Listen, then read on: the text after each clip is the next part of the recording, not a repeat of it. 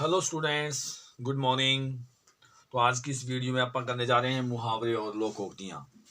देखिए, मुहावरे और लोकोक्तियाँ भी क्या है, भाषा की सुंदरता बढ़ाने में एक अहम भूमिका निभाते हैं।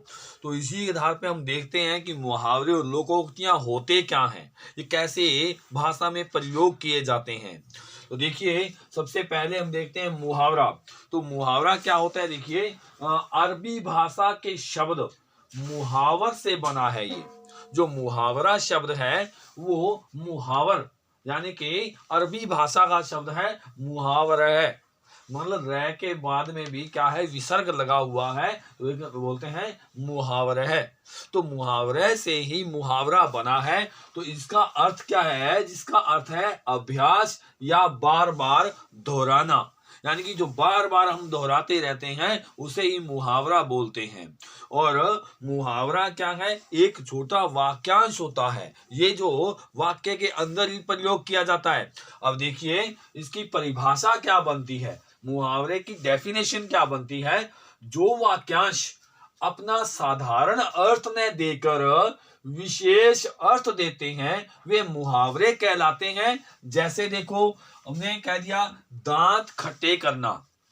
दांत खट्टे करना एक तो होता है, कोई अचार ले लिया, कोई नींबू ले लिया, कोई खट्टी चीज ले ली, उससे दांत खट्टे कर दिए।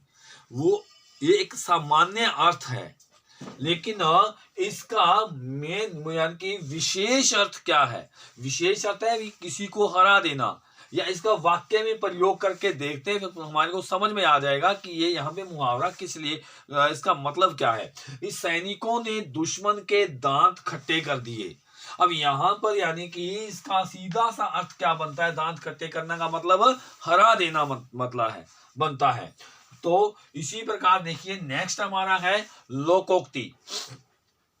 लोकोक्ति क्या होती है, जो लोगों में कहावतें प्रचलित होती हैं उन्हें ही क्या बोलते हैं, लोकोक्ति कहते हैं। तो इसी आधार पर इसकी डेफिनेशन, इसकी परिभाषा देखिए, यह दो शब्दों के सार्थक मेल से बनी है। जो लोकोक्ति है, जो दो शब्दों के सार्थक मेल से बनती है। एक तो शब्द है लोक और दूसरा है उक्ति। अब देखो, लोक का अर्थ है संसार और उक्ति का अर्थ है कथन, यानी कि कहावत। कथन का मतलब कहावत या कोई भी वाक्य। तो इस प्रकार संसार में प्रचलित कथन या कहावत को क्या कहते हैं, लोकोक्ति कहते हैं। अब जैसे देखो, इसका एक उदाहरण देखिए, आम के आम गुठलियों के दाम। ये पूरा का पूरा वाक्य बन गया है। देखो, दोहरा लाभ, इसका मतलब क्या होता है, दोहरा लाभ होता है। और इसको हम वाक्य में प्रयोग करके इसका रेफरेंस व्याख्या करके देखेंगे तो ये बिल्कुल समझ में आ जाएगा कि आम के आम गुठलियों के दाम कहावत का मतलब क्या होता है।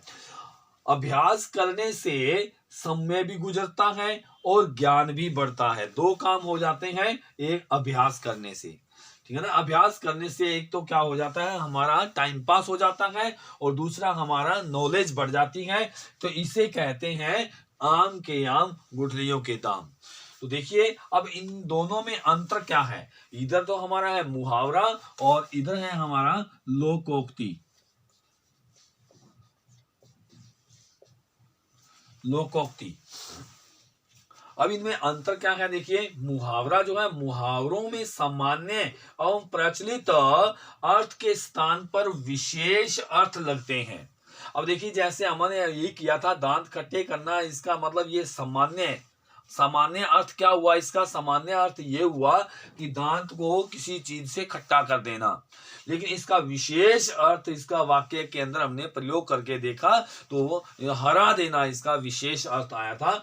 और लोकोक्ति में सामान्य और प्रचलित अर्थ लगते हैं।